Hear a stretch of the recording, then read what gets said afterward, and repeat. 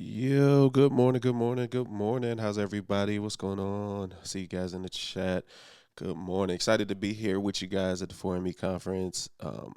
This is my first time. First of all, shout out AJ. Appreciate you having me, allow me to be there. Shout out Monty Weaver for even connecting us, putting us in the room together, the virtual room together, right? And so, super excited to jump in. So, today, again, we're going to be talking about audio engineering in the modern church.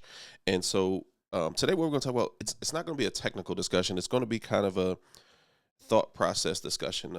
How do we look down on audio in the industry? Like, what do we need to think about? What are things we need to consider? Those kind of things. And so, jump in first of all. My name again is Chris Giles. If you've never met me, you don't know me. I am hailing right now. I'm currently in Charlotte, North Carolina. I grew up in the DMV area, anywhere from Fredericksburg, Virginia, down to District Heights, Maryland. And so, but now life brings me to Charlotte, and so loving it here. Credentials, I guess, to let you know. I've been mixing in church since I was 16. Again, started in Fredericksburg, just doing different churches. And up to this point, I've been able to contract or engineer at church all over. I-5 Church in Baltimore, Maryland. I think it's now called Union Church. Life Point Church in Fredericksburg, Virginia, decent sized church. And now I'm able to run audio and be one of the floating audio engineers at Elevation Church in Charlotte, North Carolina. I'm getting all my cities mixed up. And so been able to do that. I'm also a freelance audio engineer, so I also do a lot of corporate work, a lot of big corporate events. If you're Virginia, Woodbridge, there's man, why did I just blank on what it's called? But there's a Christian event center there that I've done tons of concerts for, where Hillsong come through, and a bunch of like I call them B level acts that just need about 3,500 people. So it's cool. But good morning. I see you guys jumping in. Good morning, Keith, Bruce, Pamela. Appreciate you guys. And so that's kind of my credentials. That's the quick thing, just to let you know I do this for a living. This is what I do.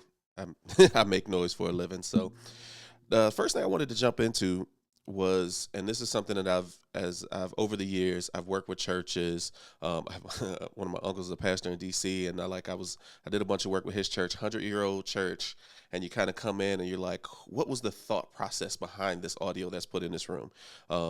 Churches that were sold by an organization non-Christian based, right? They weren't Christian. They were just guys selling gear, and they were like, yeah, you need all this stuff. And it hurt me sometimes, because you walk in and you see it's great gear, right? From a technical geeky perspective, I'm like, this is amazing, I love it, but why?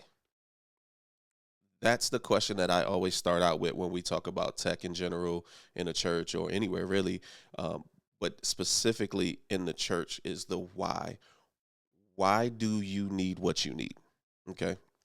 And so, first question I always want to go is, how do you actually decide what your church needs, what your organization, your ministry? Again, this is when I talk about it, it's not. It doesn't have to be just the church, right? Like, this is a very generalized thing of how to do audio well. And so, the first thing you have to decide is, what are you actually trying to accomplish? What is the mission, right?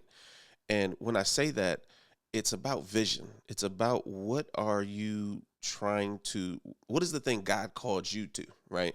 And I give the example of, I've been to churches that want bigger things because they want bigger things, right? Um, if you're familiar, like I said, I mix the elevation, and sometimes when you get talking to people, they get excited and like, oh my gosh, there's so much this and that. And I always go, but you don't always need all the stuff. You need what you need for the mission that you're going to accomplish. Not everybody has to live stream, right? It's not everybody's mission to do that. I'm going to push it because I think it helps, right? I think the day and age that we're in, we need to be pushing the message and using every tool available. But not everybody's church is going to be 2,000 and 5,000 and hundreds of thousands across. And so you have to start with the why and the mission of what you're trying to accomplish now. And then I also say you got to cast some vision too, because if you have the ability to invest now in the future, you want to do that. You don't want to sell yourself short, get a little bit now, and then when you get down the line, you're like, oh my gosh, we need more, and then you don't have the budget for it because you didn't plan accordingly. And so those are the two things to think about. So when you're trying to figure out what you need, right? And we're talking about, again, live in the facility, services or events, whatever you're kind of doing. What's your service style? And when I say style, um, is it more just message teaching, is there a musical aspect? Because I've been to some churches where the music wasn't a huge aspect. You sing a couple hymns, but the message and reading the word and Bible study is the key aspect, right?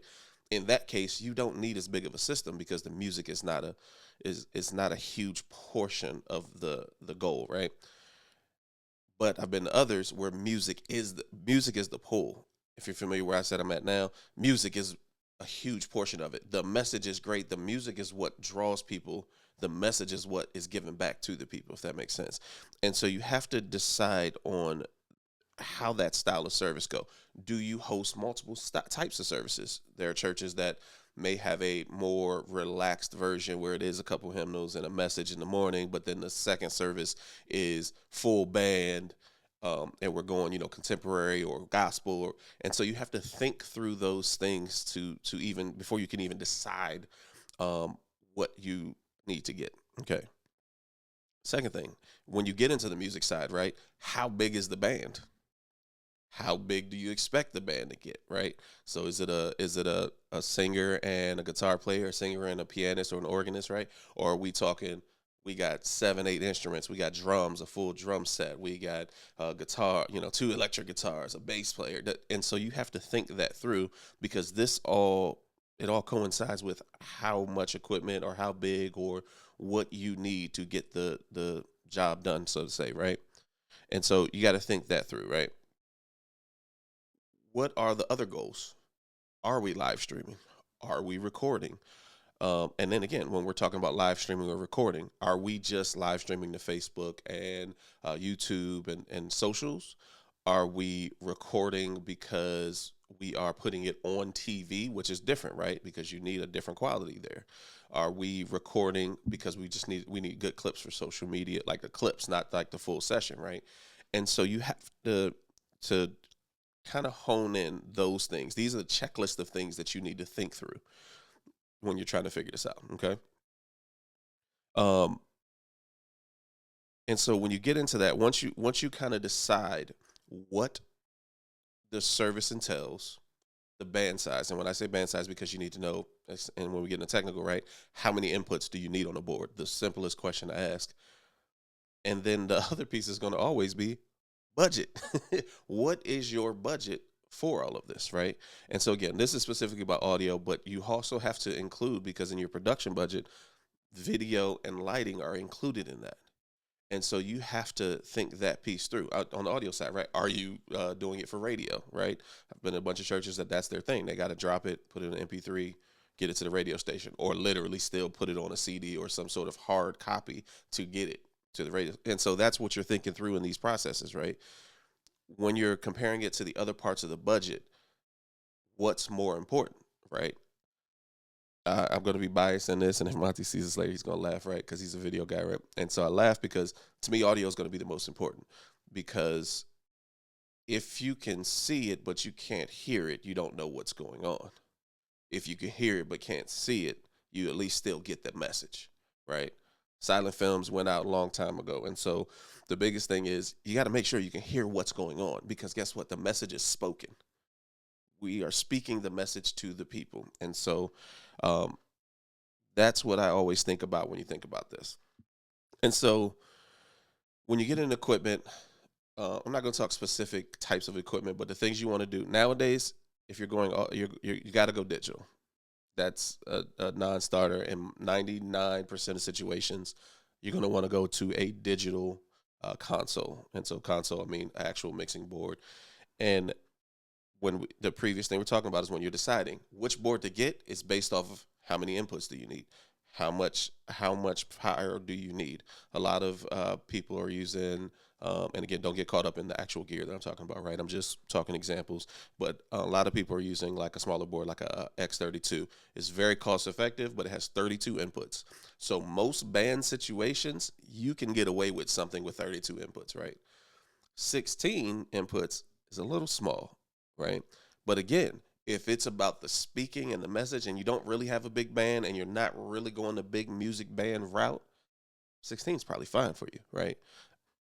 But again, cost effectiveness, you can get a 32 channel board for pretty inexpensive in my opinion, right? The next thing in that, right? So now you're talking about what a person is mixing at. mixing board. That's the first base of this, right? Second piece of that is how do we hear it, right? So we're going speakers. This going to play into when you get in a speaker setup is going to be how big is the room, how many people are attending, right? And like a lot of people when we have these conversations and we do consultations, they're like, "Man, you ask a lot of questions," and I'm like, "Right," because every situation is unique. There's not a, in my opinion, there's not a two speakers and a mixer and I can just throw it in any room and make it happen. That's just not how it works in this world, right? You're going to, depending on your space, right? Because now we're in this age of, especially with a lot of church planners, right? Are you in a high school gymnasium, right? Are you in a high school auditorium? Are you in a, I've been in some where there's like, it's a hotel ballroom, right? I'm trying to think of all the spaces. If you're doing an outside event, a tent event, right? Are you using another church's ability? You know, they already have the building, but you don't use their sound system, right? You got to bring your own kind of thing. These are all things that you have to think about. Boys and girls clubs, YMCA. Like I'm thinking of all these places that are possible. I just over the summer was able to do a couple, or no, I did one a prison event, right?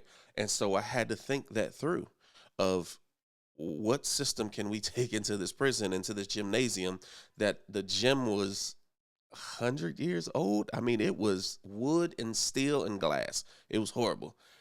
But I had to think through the process of how many speakers or how big a system do you need to bring to that. And so what's going on? See, AJ's jumped in. What's going on, man?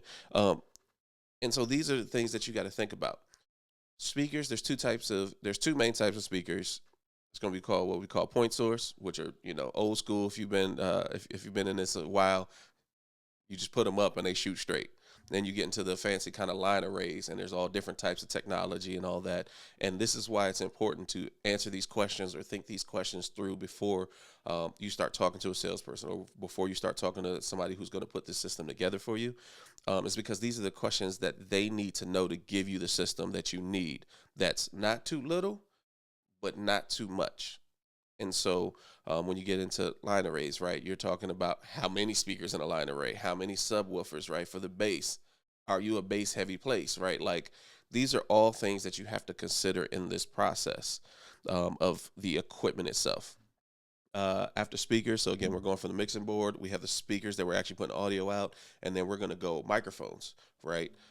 Are we going cost effective? Are we going, we have the budget and we're going to do the best? Again, are we talking speaking microphones? Does the pastor like handhelds or would they prefer, headsets or lavaliers, right? Lavaliers like clip on microphones so they can, they're like, I'm keep throwing my hands. I don't know what to do with them, but like, do they speak like this with their hands? Or are they like, they need the microphone so they can do their own, proximity effects so they can kind of yell and get in, or quiet so you kind of draw in. And so these are things that you have to think about in that. When you're thinking about that, you kind of have to think about how many microphones do you need, right? Again, this goes back to the very first question. Now you're kind of seeing why I say ask all these questions on the front end, so that way you can learn it on the back end of what you actually need. And so how big is the band? Right? It's a drum kit. Is it an electronic drum kit or an acoustic, right? So how many microphones do you need? Right? How many, is it a guitar? Are we, we're in a day and age with guitars that we don't have to do like miking guitar amps anymore, because most people have their like digital boards, which is amazing. And so boom, less mics. And so you have to think about that, what they call direct boxes or DIs, which are for keyboards, guitars, things like that, to get the sound into the board. And so that's why you kind of list out how many people are going to be speaking at a time on a Sunday, right? Does the pastor need their own mic? Is there like a host that does welcomes or other speakers, right? And how many mics do we need? How many singers are we going to have? And then think about on stage or on platform, how many will be consistent? How many do we hope to grow to, right? Because there's campuses that I'm at or churches that I'm at that they may have 4 or 5 leader mics, right, for worship, but they don't always have 5 people, but they got the microphones just in case, because sometimes they do. And so you think through these processes to kind of get the list of things that you need for that, right? Instruments are going to be a thing. Generally, you think about it, if you're band members, in theory, most band members will have their own instruments, except for drums. Drums is usually the case where the church provides the drums in most cases. But kind of thinking that through, right? What do we need to provide? Do we need to provide keyboards? Because there are some keyboard players that can play and they have theirs, but they don't travel with theirs, right? And so you have to provide that. And so this is the long list of what gear do we need to provide every week, and what do we need to, again, accomplish the vision and the purpose that we started out with in this conversation. Okay. Um, Cool. So I'm checking my notes, make sure I covered all the things, because there's just a laundry list of like things that you need in that situation. So we talked the mixer, we talked the speakers, we talked microphones and inputs, the things that we're actually putting into the system. Again, one thing that you also have to think about, right, is the video side of it, right? What are they providing? Are you playing videos? How many kind of video devices do you need to play from, right? Are you doing pre-service, post-service music from, I'm going to say it, but I know it ain't the right way to do it, but I'm going to say Spotify, or if you kind of up in your game, like a QSys or something, where you have a playlist that's playing. Where's that coming from?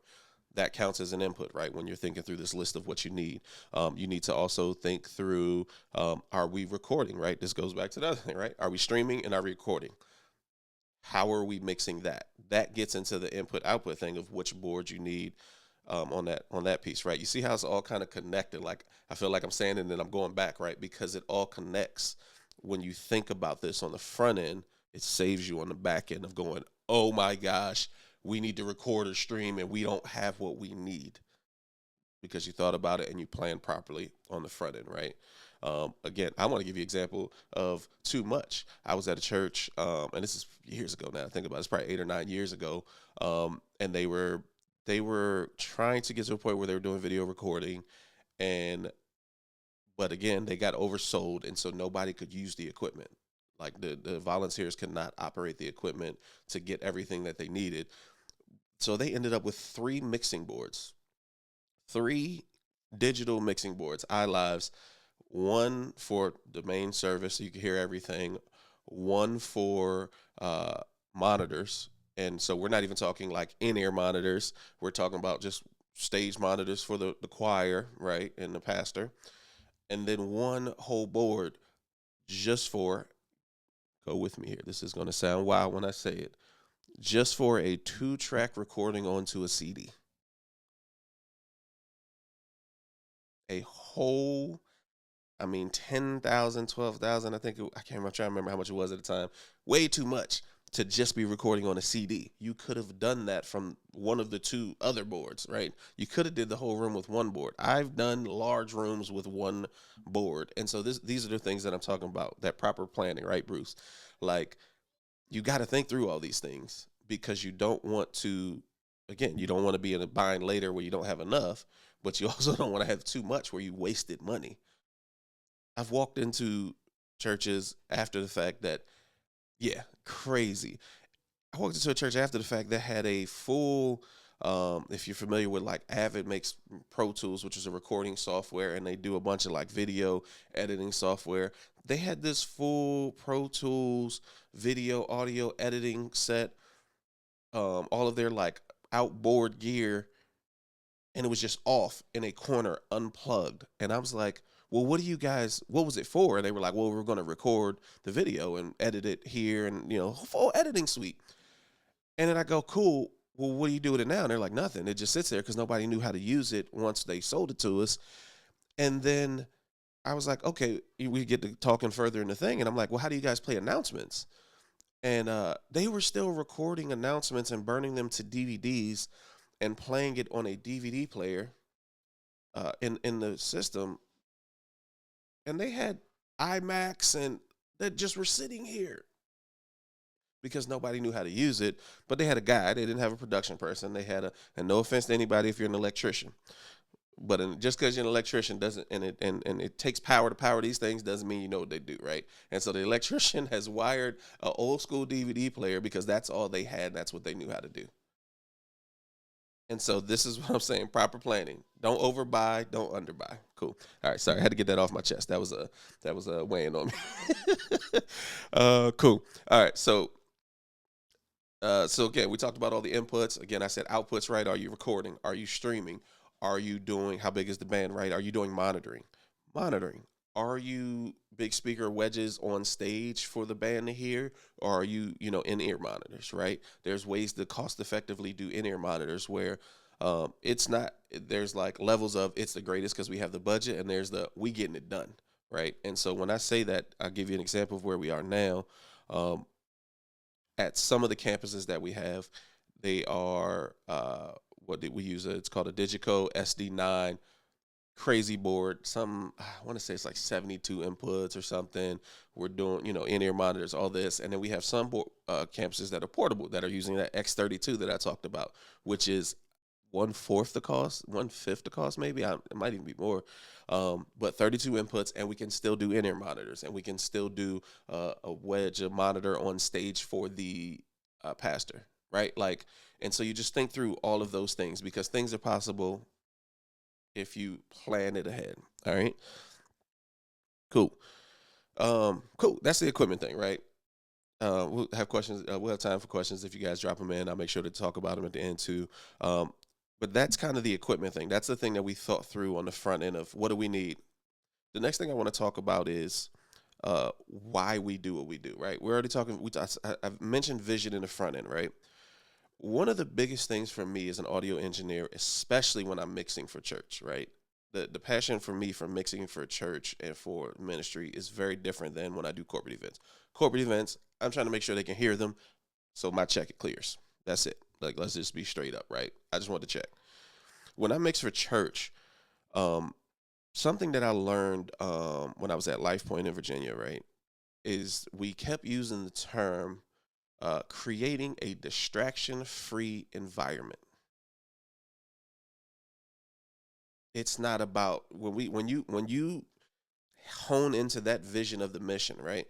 Creating a distraction-free environment because the purpose and the goal here is that lives are changed and that people are saved. How do they do that? By encountering God in the room. It's not about how loud your music is, how quiet it is. It's not about how the pastor yells and hoots and hollers or how he just quietly talks and preaches. It's not about that. It's about your position is to make sure that there are no distractions. Feedback, a distraction, right? Mike, somebody dropping a microphone because you forgot to mute it, right? That's going to happen. But guess what? If you mute it properly, there's no distraction. So when you go into a service, my job is to create a distraction free environment so that the pastor can speak their message, so that the worship team or the choir, or however you do worship, they can lead you in, like, literally to the feet of God because you have taken away the distractions. That's how I think this. That's why I didn't want to do a technical talk today. I wanted to do a how do you approach audio? The technical, I can teach anybody to do the technical. I can't teach anybody to have the heart that it takes to mix and run audio and run production for worship from a place of this is my worship to God is what I do. All right. Whew, y'all get me fired up in here. All right. So that is the number one thing to think about when you're mixing. Not about how loud, not about the oh, this part, we got to make sure this part. It's how do we create the distraction-free environment, okay? Moving from that is clarity. This is what helps you create this, right? Clarity. Can we hear what's going on? The biggest turnoff to people, especially, I'm going to say new people come to church. I don't have a statistic for this, right? I'm just saying, if you come somewhere, let's say it's a concert, I'm going to go, when I go to a clothing store, I stop shopping at local clothing stores that are, I'm gonna say, kind of urban hip hop clothes, right? Clothes that I would wear, but the music is too loud. It's distracting from what I'm trying to do. I'm trying to purchase clothes. So think about that. Think about those places that you go to, man, the music is too loud, or it's not quiet. There's no vibe, right? Like, these are the things that you have to think about too. So clarity, can we hear what's going on? If they're leading worship, do we know what they're saying, right? especially if you're in a situation where you don't have a lyrics, a graphics person that's, throwing lyrics, you got to be able to hear what they're saying to be able to sing along, right? Because that's what you want. You want people to be able to press in and sing and give their worship. And so clarity. You are a part of from the audio, from production in general, but from the audio specifically, like you are a part of leading that worship. One of the things that I like about where I'm at now is audio is a part of the worship team. When I go somewhere to mix at any of the campuses, I am on the worship team, not production. I know that sounds counterintuitive to the thought process, right? Because production, you're thinking everything that it takes to push the service to the people, right? But it's a part of worship because you have to be in tune with the band. You have to know what they're playing. You have to know, how does this worship leader lead, right? Are they going to run around and jump? Are they going to kind of be stationary? Are they going to go stand in front of the drums while they're singing? Right? Like, I know it sounds crazy, but these are the things that you have to think about. And that's why I kind of love the way we do it, is because in the mornings when we pray and we start up, I'm with the worship team. We're talking through the worship. What are they bringing? What are they singing? What are they presenting? Who's playing what? And so in current situation, right? Blessed to be a part of a church that creates the music, right? And so the music, 90% of the music we play is music that was written in house. And so to be a part of that process, to understand, to have to listen to it. When we get a new song, you're having to listen to it leading up to Sunday to make sure that you hear what was put out there. And now, so this is kind of where it's a slight technical thing, right? Because I said creating a distraction-free environment. And so when you are listening to the music that you are doing for Sunday, again, specifically us, because we're talking about the music we created, they hear it there, right? And then think about, even in your church, when you're playing stuff from other places, what does it sound like? What is it that you're trying to communicate to the people and get the people to lean into? And so part of that is trying to make it sound clear so you can hear the instruments individually, right? So you can kind of hear the how they play together. For us, it's how we need it to sound like it sounds on record. And again, it's not going to be perfect. It's not going to be, but the idea is, because the way it was created for the record is, it was what was given. It was the vision that was given. It was the call that they felt to write it this way musically, to do these things. And so we must communicate that so that we can lead worship. And so, that get me fired up, man. So those are a lot of things that we think about in the mixing process of doing it live. Creating a distraction-free environment, clarity, and you are a part of worship. We like to think on a Sunday in a carnal way. Sometimes if you do there's this old joke. I used to DJ as well, and so there's this old kind of joke where they're like in the club and they're like, oh man, the promoter's like, oh, I'm gonna leave, the bartender's gonna leave, and the DJ goes, well, I'm actually the most important, because if I stop the music, I leave, right? And so in a church situation, the audio person, the job is to create the space for the message, the people with the message, to get it to the people. Does that make sense? Like, without the audio, we don't hear the message, we don't hear the worship. We got to put it together. So, all right, gosh, now I got to look at my list. I done ran off. So, hopefully that's giving you guys a lot of things to think about just the thought process of audio, right? Not just the technical, but the thought process of it. Um, let's see. After we talk about those kind of things, those are the 30,000 foot level. Guess what? Who's doing the mixing? So this is one things that I've been in different situations, at different places, and it depends on, again, the vision from the front. Very beginning, we talked about vision, the idea of who's mixing. And so, team. The thing to think about in team is, how do we scope this team, right? Um, are we looking for people? This is how I put it. So you have the balance of, there's the paid professional, right? There's the volunteer. It's all volunteer. There's no money involved. Sometimes there's in between. And so the volunteer, a lot of times I've been to certain places where they prefer the volunteer because they want the person that has the passion. And again, it goes back to vision, right? This is why that's important. Again, on the front end, the volunteer that has the passion for the mission of the church and is okay at the technical. Again, I can teach how to technically use a board and the speakers and the amps and all this stuff. I can teach you that. I can teach anybody that. I can't teach you passion for the vision of the house that you are a part of. So that is one way to think of it. Hey, look, we'll bring somebody in to teach them, or we have a seasoned person that can teach them, and we just want volunteers for this. Um, and that's okay. Okay, that's okay.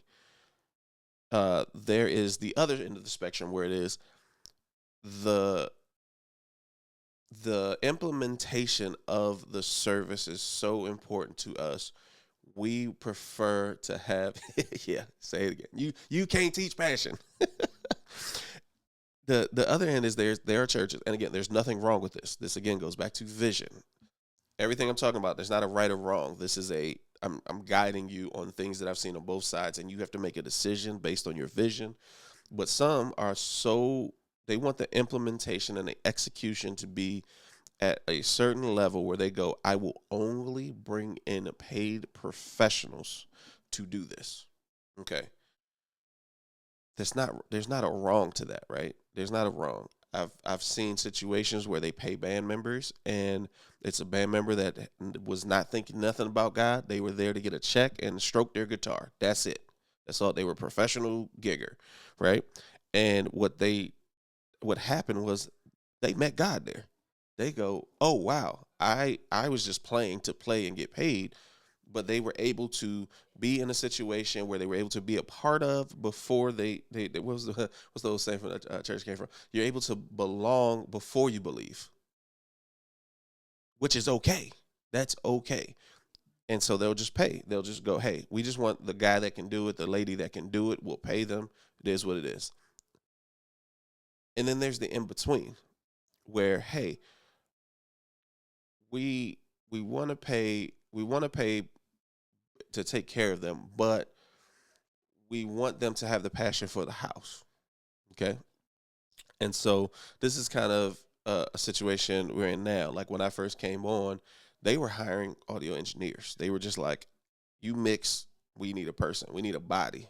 Like there's a process, right? There's a training process, right? Because if you're already a professional, you know what you're doing, but you need to understand. You maybe never mixed in church before, so they kind of teach you that kind of thing, right? And then it's gone to a point of they are more willing to get people that know a little bit about it, but have the passion, and then pay them as they get better, right? And so that's a thing that you definitely got to think about is which kind of way you want to go with that training piece, or not, sorry, with the team piece, right? Do you want volunteers all? Do you want paid? Do you want a mix, right? Do you have a full-time production person that can mix and then train volunteers? Like, what are those thought process? Are you going to bring on volunteers and hire somebody to come, right? Are we just going to hire somebody to come train all the volunteers, which is a fine thing to do.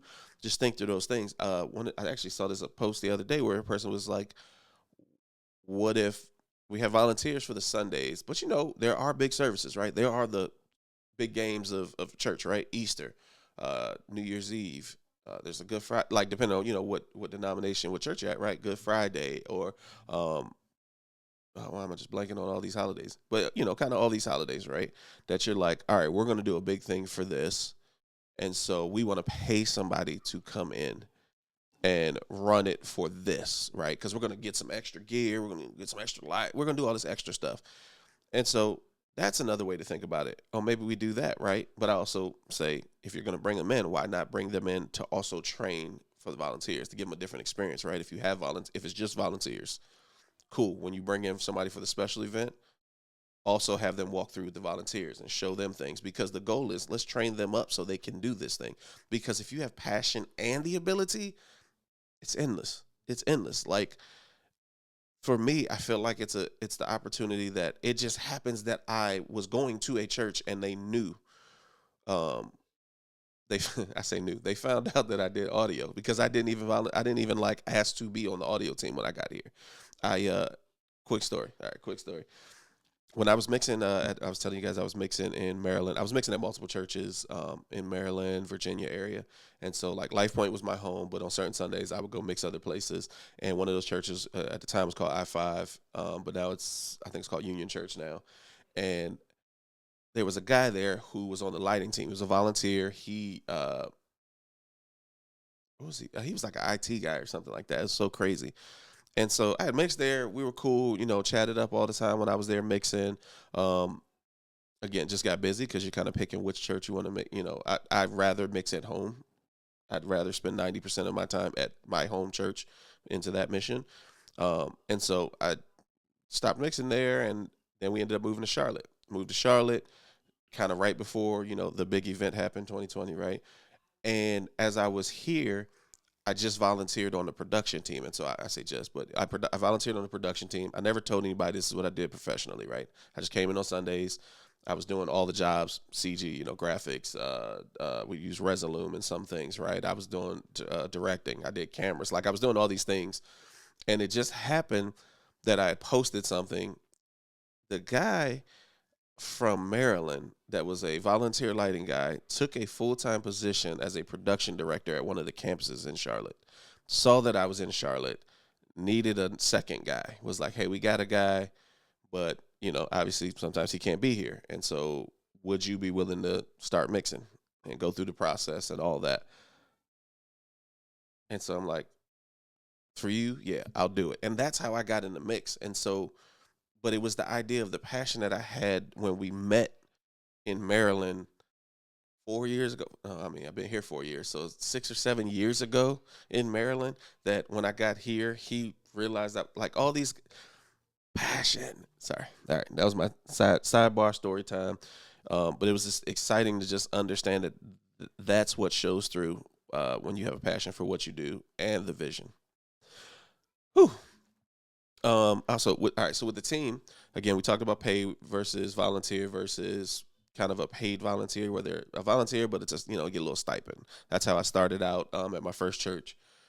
I was just mixing every week. I learned on digital boards there, and then they were like, "Hey, we want to start paying you guys because you're here. You're the first one in the door unloading a truck. You're the last one leaving, packing the truck up. So we'd love to give you a little something."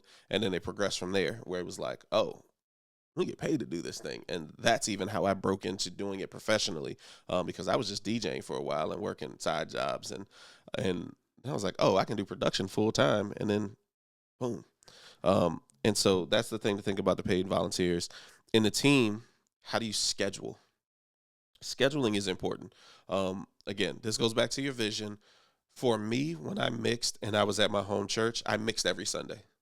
I did not take a Sunday off, because of what I do, because of the way my mind works, because of all these things. Like mixing every Sunday was my worship. It was me being present. It was, I mean, I got to hear the word 2, 3 times a day, right? And that was me. That's not everybody. Everybody is not built that way. My wife is very gracious, and the fact that I do this, she lets me do what I do in the church. Um, your volunteers may need time off, right? And so one of the systems that has worked in a lot of churches that I've been at, or worked with, has been a rotating cycle, right? A week, B week. Hey, can you do 2 weeks a month? Sometimes can you do 1 week a month, right? Depending on how deep you build a team, right? Um, I always like the A week, B week thing, because then you're on 2 times a month. Because the one thing is you want people to be able to consistently be on the board and consistently doing it. Because if you don't do it, I am confident in my abilities that I can jump on any board anywhere and get the job done. I'm confident in that. What I know though is if I ain't been on that board in a while, it's gonna take me a minute. I'm probably gonna be on YouTube trying to remember how to get to the button. I know what to do with it, but where's it at, right? And so that's why I say the A week B week thing is a little better, because then they're on twice a month and they have more rotations, more, I forgot the word, but more hands-on time with it. Okay. That's one way to do it. The other way, again, some places you go, the person is willing to do it every week. Make sure that you're monitoring um, their health, listen to their speech, listen to how they're talking. Are they agitated? Because production and audio and a lot of these things, ministry is hard. And so if you hear, slight negativity starting to come out, it's probably they're probably getting burnt out and you need to give them a break. And so that's why I kind of like the team thing. There really shouldn't be just one person. You should always be trying to train your replacement or train your helper or however word, whatever word you want to put there. And so just be paying attention to the health of your team and that scheduling piece, right? Super important. Um, Another big piece of the team part is training. How are you training? How are again? This is not just technical training, how to use the board, how to mix, how to plug in things, how to set up speak. That's not just that. It is the training for ministry. Ministry. That's what this is what all this is about, right? Ministry. And so you have to also train their hearts. You train up the team um, on how to love on each other, how to notice when they're being burnt out, right? How to not just, hey, you did a good mix today, right? How's the family doing? How are you doing? How's work going? How to love and spend time with each other. So training and fellowship are they're so important to this, and I feel like that is a part that is missed in a lot of places that I've kind of just passed through, where I was just kind of helping out or doing the thing, is that there is a passion in the beginning, but they get burnt out because they're the only person, or they get burnt out because there's just so much going on, and nobody's asking them how's home, how are you at home, what's going on there, and so the training is not just technical; it is also about your life and being a human and being a Christian of faith in the hard times. But there is the technical side. How are you training that? Are you doing once a month? Are you doing once a quarters? Are you doing? You have to be intentional about the training, um, because that's how people get better, right? Um, we sometimes come in from a Sunday to Sunday basis, and we just go through the motions. I've had those Sundays where, as much as I said it's my passion to do it, is that is how do we um, how do you do it well every single week? Um, Whew. All right. So that's the big things. If you guys got any questions, go ahead, feel free to drop them in. We're kind of at that end piece. I'm kind of finishing up, and so I'll be able to jump in there and answer any questions that you got. Last thing I just want to say is prepare, prepare, prepare. This is the last thing I put on here because it's super important when we're talking about vision and we're talking about future, where you're going, and vision casting and building the team and what do you need. And we take all these pieces, we put it together. Prepare for technical difficulties. What are you going to do when it all goes down? The church that I told you had 3 mixing boards. I walked in on a Sunday. They had some kind of power outage. It took out all these Dante servers and this and that. And guess what? Nothing worked. Nothing. And I hooked a microphone to a powered speaker and we had service. We had church. We went in. Um, it was not ideal. It was the kind of the worst case situation, but we did it. But if you think ahead and you plan ahead, you'll be ready for it. Um, and so how do we keep having church? How do we still get this message across even when things go wrong? Cool. All right, so I'm gonna jump in. Let's see. I see a question. What's up, Mike? Mike says, "How much do you leverage effects?" Cool. This is also gonna. I know, man. I'm taking everything back to vision and all that. With effects, the thought process for me with effects is going to be what fits the room, what fits the music, what fits the style. For the particular style that we play, kind of contemporary, I guess contemporary Christian, maybe you call it worship. I don't know. Even in, I would even do it in like a gospel setting. Personally, I use, if we're just talking other effects, I'm using reverb, I'm using delay. I'm always using a little more reverb than delay. I'm doing a tap tempo for the delay because I'm making sure that I'm like on beat with the songs because obviously they fluctuate, and so you want the kind of effect to go. Um, my thought process with effects is always I want it to be enough that you hear it, but not overbearing. right? Think it through when we're talking mixing process. One of the things that I listen to is if you're in a song that's really like everything's in, instruments in, and it's loud, and you have those and you have the reverb cranked up and it fits. And then you get into a moment where the music kind of dies and they're quiet singing and your reverb and you're in a room that say holds 500, 600 people, but then the reverb sounds like you're in an arena, then it's too much. And so you kind of, again, that's why it's nice to have it on a fader so you can kind of go up and down with it while you're mixing it. Oh, they're coming quiet. Let me bring it down a touch because I want you to be able to tell that it's there. I want it to be different than if they were just talking to kind of add that warmth to it, and then but not too much where it's distracting. Back to that distraction-free environment. So hopefully that answers that, Mike. What up? AJ said, when should the church upgrade their board? All right. I'm gonna give you the non-salesman answer. I just want y'all to know I worked at Guitar Center for a little bit, and the hard part for me was telling people the truth. I would have churches come in and buy or want to buy stuff, and they'd be like, "We need all this," and I would look at them like, "You don't need all that. You ain't ready for all that."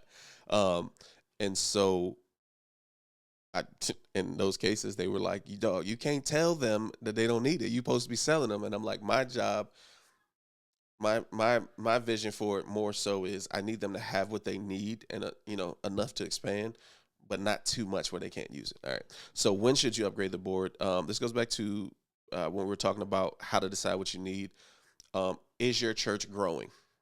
Right? Is your band growing? Are you um, I'm trying to think of like if you're doing more stuff. Were you not live streaming before and you are now? Did you not have, say, did you just have floor monitors so you only needed two outputs? But now you're like, we would like them to have in-ears because the stage is too loud, right? That's a concern, and that's generally why we would upgrade. And so now I need more outputs, right? These are the main reasons that I would say it's time to upgrade a board. Inputs, outputs. Do you need more capabilities? Do you need more room? Am I going from a four-piece band to oh man, we're consistently having a 6 and 8 piece band, right? We got the sax player coming and we got a guitarist and we have all these and now we need more inputs. Those are the moments that I say are time to upgrade. Also in that budget, do you have the budget for it? But don't just upgrade because you got the money for it. I am never an advocate for that because again, there's a lot of these boards that are smaller that people frown upon just because of the name, and I will use a Behringer X32 360 days a year. I'm cool with it. It's a smaller board, but guess what? It gets the job done, right? Yeah, meeting the customer's needs versus their wants, right? Like, yeah, I'm not in this situation. That's not about it's because I know that the mission of the church is greater than just buying gear. It's about your needs, not your wants, right? If we're out here, we're prosuming, we're just like, I just need a new camera because I need a new camera and I got the money. That's very different. I'll sell you that, right? But yeah, when it comes to the church, I know that the money could be well spent in other places if it doesn't fit the mission. And so those are kind of the bases for upgrading the board. The other thing I didn't think about, if you if you're going multi-campus, right? I didn't really talk about the multi-campus piece, but one of the reasons that where I'm at now, and even the church I was at in Virginia, that they upgraded boards was because they needed more inputs and outputs to do the streaming back and forth portions, right? Like currently where we're at, if I'm at a campus with the larger board, they are sending 10 tracks to us on top of, I can't even remember how many we do in a room at a time, but we're talking about 10 extra tracks on top of, like I said, the small campuses, I'm already using a 32 channel board and I'm out of channels and I'm actually using 34 to 36. So now you're talking about expand that a little more. So say we're using 40 to 42 plus the 10 coming from the broadcast campus. So we had to upgrade. What's up, Scott? Scott says, is there an age you would start thinking of upgrading a board? Um, hmm. For me, contrary to popular opinion, it's not an age, it's a functionality. Um, I still do events. If you're familiar with boards, I still do events where they show up with a Yamaha LS9. For anybody that don't know what that is, that Joker's 25 years old, 30. I mean, that thing was, I want to say that thing was out when I was before I even started ever thinking about mixing at a church. But it got the job done. It fit the job. And so, there are churches again with older Yamaha M7s, or I'm trying to think what there's another Yamaha board that's a little older, that uh, it still serves the function. It still works. It's still right. When you get an age, really, it's when it's the only real time that I really start thinking about it. And this is more thinking about it. This is not necessarily replacing it when you think about it, but boards that are they're not servicing anymore. That's a big key. If you're not going to have actual service from the manufacturer, that's when I really start thinking about it. I'm not saying run out and buy one now, but it should be on your thought process, because if you have that board and the ribbon goes out, this is how old we're talking, right? The ribbon goes out, and they don't sell ribbons anymore, or there's not someone to put it in for you, then you're kind of stuck, right? You're stuck without a board, and so that needs to be kind of that process of thinking it through. So yeah, so not age specifically, but functionality. Is it working? Is it serviceable? That kind of thing. So yeah, man. I'll give you another minute if you guys have any last questions. But I mean, I appreciate you guys taking the time. Yeah, the Roland M400. That's exactly like, if ain't nobody fixing it anymore, it's got to go. One of the companies I was working with, they had. That's why I'm blanking. I think it was either M7 or I can see the board in my head. I just can't remember it now. But they were like, "Oh, it still works. All the inputs, all the outputs." I said, "Yeah, but when I turn it on, the screen don't work. You gotta turn it on and off a couple of times to make sure to get the screen to work." And so you're at a show mixing and the screen went out, and you're like, "I can't work under these conditions." And so those are the the moments where you go, "There's not an option. We gotta we gotta move on and get a new board." So hey guys, I appreciate the time. Um, hopefully, this hit you. This hopefully this you got something from this session talking about audio. Again, I tried to do it in non-technical. I try to do more, how to approach it as a general thing, so it kind of can help more people. Is my thought process. Um, Again, you guys can connect with me. We can always connect. You can ask questions, more technical questions if you want to. You can find me. I'm pretty much anywhere. Chris Giles. I guess I should have. I forgot to build a slide with my social on it, but I'll drop it right there in the chat. So that's social. That's anywhere. That's Facebook, TikTok, Instagram, yeah, all that. You can find me on LinkedIn. We can message. Appreciate you guys for having me. AJ, again, shout out. I appreciate you for the opportunity to be able to speak on your platform. Again, shout out Monty Weaver for connecting us and putting us in the same virtual room. Hey, that's all I got, y'all. Y'all be great. It's Saturday. Hopefully in church someday. I'm about to pack and head to Durham. So see you guys on the next one.